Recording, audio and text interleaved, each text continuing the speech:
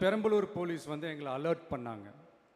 சரிங்க, கூட்டம் கொஞ்சம் ஜாஸ்தியாக இருக்குது, லேட் ஆகிடுச்சு, வராதிங்க அப்படின்ட்டு. So we had no choice. Police சொன்னால் நம்ம அதை ஒபே பண்ணி தானே ஆகணும். அதே நேரத்தில் பெரம்பலூர் மக்களோட அந்த சேஃப்டியும் மைண்டில் எடுத்துக்கிட்டு ஒரு மன வலியோடவே திரும்ப போயிட்டோம். அதுக்கப்புறம் பெரம்பலூர் தொகுதி மக்களுக்கு மன்னிப்பும் கேட்டோம். அதே மாதிரி நாமக்கல் அந்த மீட்டிங் முடிச்சுட்டு கரூர் வரும்போது அந்த கரூர் போலீஸ் எங்களை அலர்ட் பண்ணியிருக்கலாம்ல.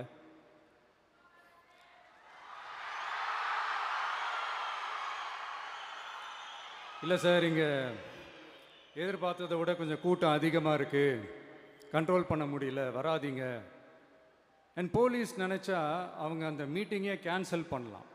ஏதோ தப்பாக இருக்குது, ஏதோ தப்பாக தோணுது அப்படின்னு நினச்சிட்டாலே they have all the rights to cancel the meeting. எங்ககிட்ட கேட்கணும்லாம் ஒன்றும் அவசியமே கிடையாது.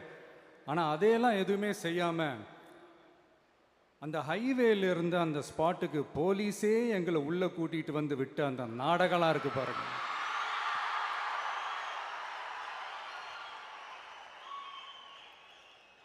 நம்பிட்டேங்க, முழுசாக நம்பிட்டேன்.